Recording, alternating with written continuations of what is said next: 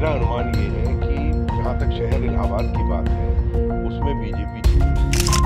12 इन दो सीटों पर मुझे लगता है थोड़ा सा कांग्रेस का जो वोटिंग बूथ जा कर के मैंने देखा, वहाँ पे सारी चीज़ें अरेंजमेंट बहुत अच्छा व्यवस्थित।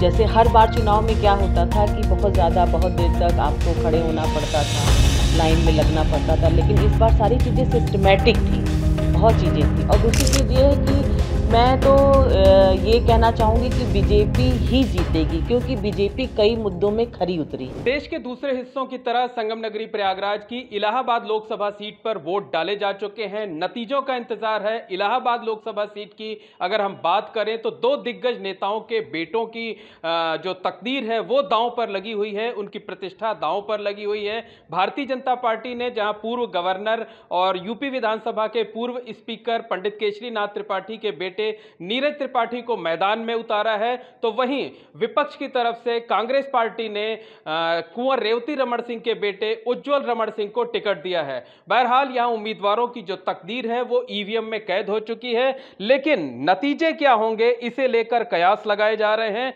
चाय और पान की दुकानों पर चर्चा हो रही है, गांवों में चर्चा हो रही है। और बताएं, हमारे साथ इस वक्त वरिष्ठ पत्रकारों और राजनीतिक विश्लेषकों का एक पैनल मौजूद है। हमारे साथ वरिष्ठ पत्रकार मुनेश्वर मिश्रा जी हैं, इसने मधुर जी हैं, प्रदीप भटनागर जी हैं, कक्कड़ साहब हैं, तमाम दूसरे लोग हैं। हम उनसे बात करते हैं, जानने की कोशिश करते हैं। सबसे पहले मुनेश्वर जी से बात करते हैं। सर, आप तो बहुत अनुभवी पत्रकार हैं, जमुना पार के ही रहने वाले हैं, यानी इलाहाबाद संसदीय सीट के ही रहने वाले भी हैं, बहुत नजदीक से चुनावों को देखते हैं। वोटिंग हो चुकी है, अब आपका अपना आकलन क्या है? देखिए, मैं अपनी बात दो लाइनों से शुरू करूंगा कि चाहे जो भी हो, एक लाइन है कि यहाँ तक आते आते सूख जाती हैं सभी नदियाँ, मुझे मालूम है पानी कहाँ ठहरा हुआ होगा। चुनाव में चाहे विकास हो, चाहे बेरोजगारी हो, चाहे ट्रिपल तलाक का मामला हो, जो भी मतलब दल उठाते हैं, लेकिन आते आते चुनाव जातिवाद पे आके सिमट जाता है। तो अगर किसी भी चुनाव का आकलन करेंगे तो जो जातियां हैं, कौन किसके साथ ज़्यादा जा रही हैं, उनको देखना पड़ेगा। तो चुनाव जमुना पार हो चाहे शहर दक्षिणी हो, मतलब इलाहाबाद संसदीय क्षेत्र में बड़ा दिलचस्प चुनाव है। और इस चुनाव की सबसे बड़ी खासियत ये है कि इस बार मतदाता बहुत खामोश है और उसी में एक लाभार्थियों का वर्ग है। लेकिन आपका अपना अनुभव है, बहुत लंबा आपका अनुभव है पत्रकारिता का, आपका अपना आकलन क्या है कि जीत किसको मिल सकती है? देखिए, जीत के बारे में तो आज की तारीख में हम खुद भी भ्रमित हैं कि किसको मिलेगी, क्योंकि बड़ा ही क्लोज कंटैक्ट वो टफ है मामला। तो अब उसमें क्या होगा क्या नहीं होगा ये तो 4 तारीख को ही पता चलेगा। लेकिन लड़ाई बहुत ही टफ है और विधानसभावार आप जाके देखिए तो मेजा का परिदृश्य, चाहे करछना का परिदृश्य, बारा का परिदृश्य, कोरांव का परिदृश्य और शहर दक्षिणी का परिदृश्य, सब चीज़ें मतलब बदली हुई हैं हर जगह। तो आज की तारीख में ये नहीं कहा जा सकता कि क्या होगा। मतलब आप जैसा दिग्गज भी अनुमान नहीं लगा पा रहा है? नहीं, हमें बिल्कुल अनुमान नहीं है कि नतीजे क्या आएंगे इसमें। तो बिल्कुल अनुमान नहीं लगा पा रहे हैं। कक्कड़ साहब हैं, उनसे बात कर लेते हैं। आनंद भाई, आप बताइए, आपने तो बहुत किताबें और पब्लिकेशन सब कुछ किया हुआ है, आपका अपना अनुमान क्या है? मेरा अनुमान ये है कि जहाँ तक शहर इलाहाबाद की बात है, उसमें बीजेपी जीतेगी। उसका मैं कारण बताता हूँ कि 2 वजह है। एक तो जो 10 साल का शासन देखा है, उसमें एक चीज़ बड़ी क्लियर हुई है कि मध्यवर्गीय परिवार एक तरह की संतुष्टि में भी है, बावजूद उसके कि कभी कभी महंगाई के फैक्टर उसको प्रभावित करते हैं। मगर ओवरऑल जब वो देखता है और जब केंद्र की राजनीति को देख रहा है, तो उसमें वो बहुत सारे वो फैक्टर देख रहा है जिससे उसके परिवार और उसके बच्चों और उसके भविष्य को सुरक्षा मिली है। तो आपका मानना है कि यहाँ बीजेपी के नीरज त्रिपाठी जीत सकते हैं? दूसरी बात क्या है कि जो पिछले चुनाव में यानी 19 में जो फैक्टर था वो बड़ा स्वतः था और बड़ा दिखाई दे रहा था। उसमें एक सेटिस्फैक्शन जरूर आया है उस मतदाता में जिसने मान लीजिए सरकार को वोट दिया था। इस बार जो गारंटी का खेल शुरू हुआ तो उसको स्वतः मालूम है कि हाँ, इस बार लगता है कि आप आना ही आना है बीजेपी को। तो दो वर्ग है उसमें।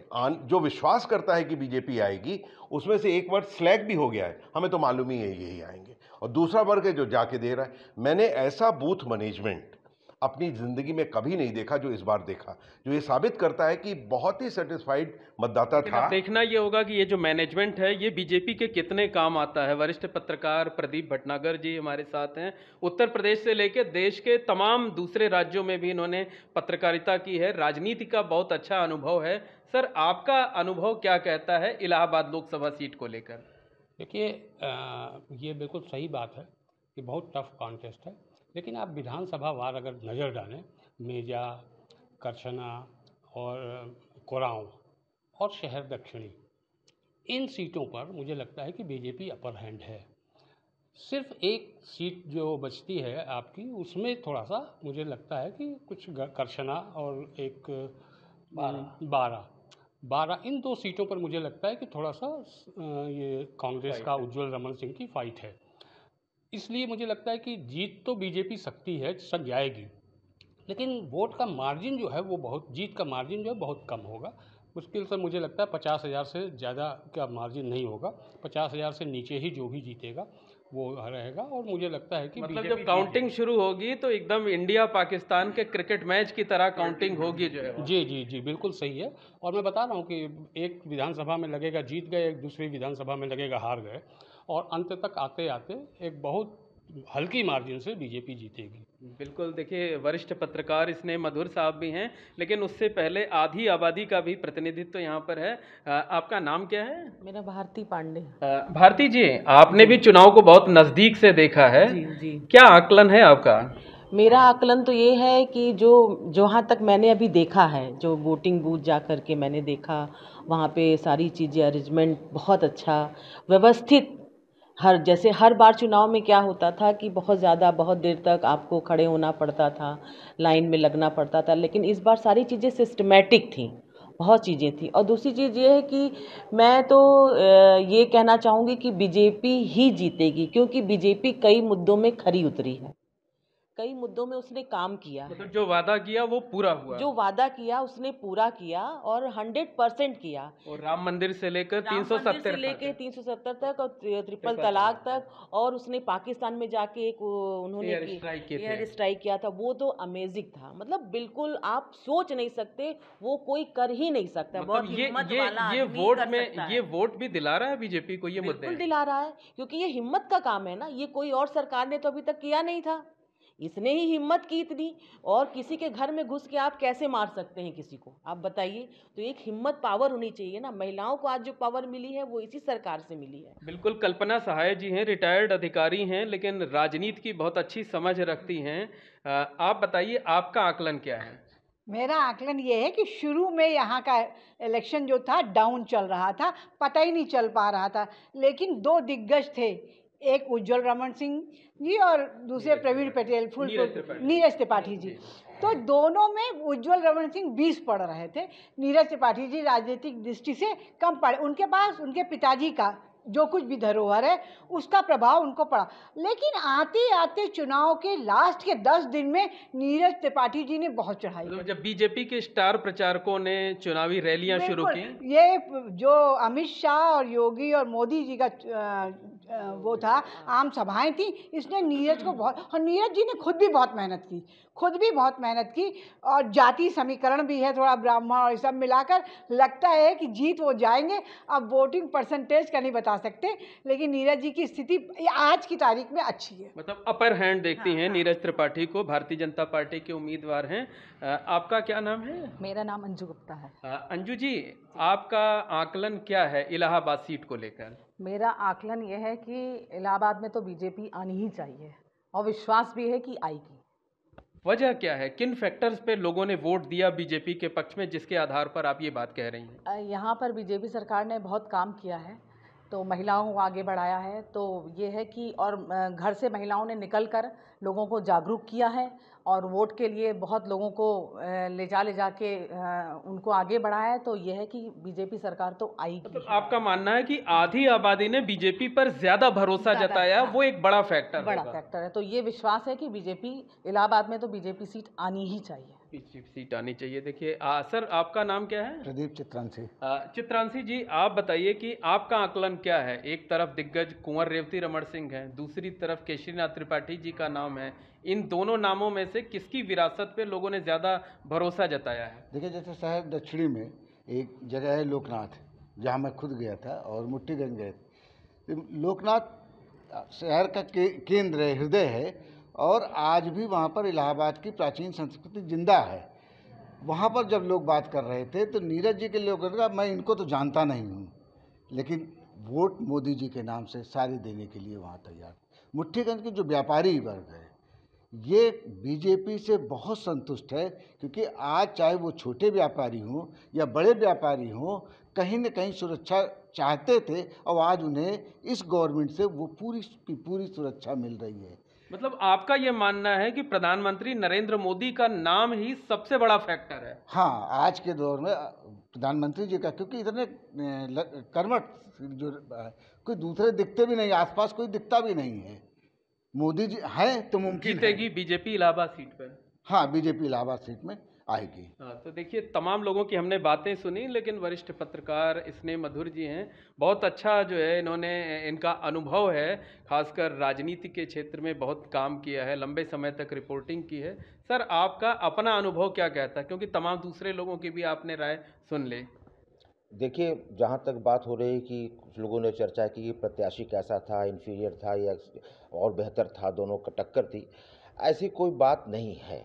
मोदी जी ने ये पहली बार ऐसा किया है कि एक ब्रांड नेम की तरह अपने को प्रोड्यूस किया है कि हमारी गाड़ी अगर एमपी की है तो उसमें ड्राइवर कोई भी हो, उसको आप मत देखिए, हम पे विश्वास करिए। चलिए 2019 में यूपीए से ऊब कर लोगों ने मोदी को दिया, और मेरा मानना है कि मोदी जी की जगह अगर आडवाणी जी या राजनाथ सिंह या कोई और खड़ा होता तो कभी बीजेपी पावर में नहीं आती। मोदी जी का इतना एक्सपीरियंस था, इतनी उनकी स्वीकार्यता थी, उस समय लोगों ने दिया। 2019 में रिपीट कर दिया, लोगों ने मोहर लगा दी कि हाँ, कन्फर्म हो गया कि यही बंदा है जो हमको आगे ले जाएगा। इसलिए लोगों ने मान लिया कि अब किसी सेकंड थॉट आने की संभावना नहीं है, जो कहेंगे। तो 2024 का चुनाव हो रहा है, इसमें महंगाई, बेरोजगारी और जो इश्यूज होते हैं वो सब चीज़ें डिस्कशन करने के लिए तो है, लेकिन वो वोट में कहीं किसी को कोई डेंट नहीं मार रहे हैं बीजेपी को। और जहाँ तक योगी सरकार ने भी बहुत काम किया है। इलाहाबाद सीट पर क्या होने जा रहा है? इलाहाबाद सीट जो आपकी है प्रवीण पटेल, उज्जवल रमण वाली और नीरज त्रिपाठी वाली में, इसमें 100% बीजेपी की जीत हो रही है। नीरज त्रिपाठी और उज्जवल त्रिपाठी की उज्जवल रमण की कोई तुलना इसलिए नहीं है कि उज्जवल रमण विधायक भी रह चुके हैं, मंत्री भी रह चुके हैं, उनके पिताजी भी रह चुके हैं मंत्री, और लंबा है। लेकिन नीरज त्रिपाठी एक सात्विक विचार के लो प्रोफाइल वाले व्यक्ति हैं, जिनकी कोई ऐसी महत्वाकांक्षी नहीं रही है, न कोई राजनीतिक दांव पेच रहा है, और उनके पिताजी का पीछे से संरक्षण है ही, लेकिन अब वो नहीं है। तो ये मोदी जी के, मतलब केशरीनाथ त्रिपाठी के खानदान की वजह से उनको वोट मिलेगा, ये मैं नहीं मानता। ये मानना है कि मोदी जी की ही वजह से मिलेगा, जो ब्रांड नेम है। और लोगों का ये मानना है 2019 और 2024 में कि जो स्थानीय असंतोष होता है पार्टी के प्रति, सरकार के काम के प्रति, कुछ है ही नहीं इनकम्बेंसी। लोग कह रहे हैं आखिर से जिन लोगों ने 2014 और 19 में मोदी जी को वोट दिया था, वो लोग क्यों नहीं इस बार जो है वोट देंगे, और जो लोगों ने उनको नहीं दिया था उनमें से क्या कुछ डेंट लगा है, कोई इधर भी आ रहे हैं। अभी मेरे ख्याल से लोगों को ऐसा कोई कारण नजर नहीं आ रहा है कि वो मोदी को, बिल्कुल कोई कारण नहीं है कि भारतीय जनता पार्टी यहाँ पे ना जीते, इस तरीके का दावा स्नेह मधुर जी का है। सर, अभी भी आप 50-50 वाले पे हैं या कुछ नतीजे पर पहुँच गए? नहीं, मेरी धारणा जो शुरू में थी, जो मैंने शुरू में बताया, उसी पे अभी हम कायम हैं। और हमने चुनाव ख़त्म होने के बाद सभी विधानसभा क्षेत्रों में तमाम लोगों से, तमाम जो वहाँ के जानकार हैं, राजनीतिक लोग हैं, समाज सेवी हैं, तमाम लोगों से हमने बात की, लेकिन अभी तक मैं इस निष्कर्ष पे नहीं पहुँच पाया हूँ कि फला प्रत्याशी जीत जाए। मतलब दोनों तरफ वोट पड़े हैं, लेकिन किधर ज़्यादा पड़ गए ये बहुत आकलन कर पाना मुश्किल है। आप सर क्या कहते हैं, फाइनल क्या कहना है? देखिए, फाइनल मैंने बताया कि जीतेगी बीजेपी, लेकिन जीत का मार्जिन बहुत कम होगा, क्योंकि लोगों की कुछ भी रही हो, एक अपेक्षा तो है ही है मोदी सरकार से कि उसने अच्छा काम किया है और हम करेंगे। और सही बात यह है कि इस बार भी लोगों के लिए प्रत्याशी कहीं नहीं रहा है। सिर्फ मोदी ब्रांड रहा है, मोदी का नाम रहा है। तो इसलिए मुझे लगता है कि आपने तो पहले ही क्लियर कर दिया कि बीजेपी जीतेगी और महिलाएं जो है वो सबसे बड़ी भूमिका निभाएंगी। हाँ, यहाँ इलाहाबाद से तो बीजेपी ही जीतेगी, ये विश्वास है। जी बताइए सर, आप भी कह रहे हैं बीजेपी जीतेगी, एक लाइन में वजह बताइए, आधार। बीजेपी जो व्यापारियों की सुरक्षा है और सबसे बड़ी जो निर्धनों को मदद इन्होंने की है, चाहे उज्ज्वला सिलेंडर से हो, मतलब जो 103 योजनाएं हैं केंद्र सरकार की, वो सबसे बड़ा फैक्टर रहेगा ये इस चुनाव में। आपने तो सर पहले ही क्लियर कर दिया कि बाकी सब पीछे, प्रधानमंत्री नरेंद्र मोदी का नाम सबसे आगे। राष्ट्रीय मुद्दा ज़्यादा हावी है। हमको सबको मालूम है कि प्रदेश सरकार से कोई अपेक्षा नहीं करनी, को सब अच्छा काम कर रहे हैं। राष्ट्र हमारे महत्वपूर्ण है और उसके लिए मोदी सबसे उपयुक्त व्यक्ति है, कोई सेकंड थॉट नहीं है। आप बीजेपी के लिए कह रही थी, एक लाइन में बताइए कि वजह क्या है। देखिए, शहर का मैं बता सकती हूँ, यहाँ पढ़ा लिखा समाज है और वो राष्ट्र के और देश के मुद्दों को ज़्यादा महत्वपूर्ण मानता है। छोटी मोटी कि उसके घर में गैस नहीं आ रही, मुद्दे पर वोट किया है। बिल्कुल बिल्कुल, महिलाओं ने तो किया ही है। अच्छा, महिलाओं ने, आप बताइए। मेरा भी यही कहना है, मैं भी इसी मत पे ही सहमत हूँ, क्योंकि मोदी जी ने सबको जागरूक किया है, हर युवा को उन्होंने जागरूक किया है। आज की डेट में आप देख लीजिए, कोई भी, पहले महिलाएं घर से निकलती नहीं थी, आज देख लीजिए आप रोड में महिलाएं मोमोज बेच रही हैं, चाय बेच रही हैं, तो क्या है, रिक्शा चला रही हैं, तो उन्होंने जागरूक किया है। पायलट भी चला रहे हैं, बन गई हैं, हवाई जहाज भी उड़ा रहे हैं। आप बताइए क्या कहना चाहते हैं। मैं इन सब बातों में एक बात जोड़ना चाहूँगा, ये सारे फैक्टर्स तो ही हैं, उसमें एक राष्ट्र की भावना जो अब नई जगी है, वो इस 10 साल में जो नए हमारे वोटर्स आए, उनके दिलों में जो छवि है, वो एक बच्चा पहचानता है, इस आदमी ने इस देश में परिवर्तन किया। आखिरी बात, राम मंदिर के मुद्दे को बिल्कुल नहीं भूलना चाहिए, हमारी वो जीन और डीएनए का हिस्सा है। लोग सोच रहे हैं कि ये मंदिर बन गया, बात खत्म हो गई ना। जिस दिन मंदिर बना और उसका उद्घाटन हुआ, उस दिन से एक नई बात शुरू हुई है और वो बहुत वोट फैक्टर में कन्वर्ट होगी, ये मेरा अनुमान है। तो निश्चित तौर पर कहा जा सकता है कि यहाँ पर जो वरिष्ठ पत्रकार हैं, राजनीतिक विश्लेषक हैं, उनका ये मानना है कि इलाहाबाद लोकसभा सीट पर बहुत कांटे की लड़ाई है।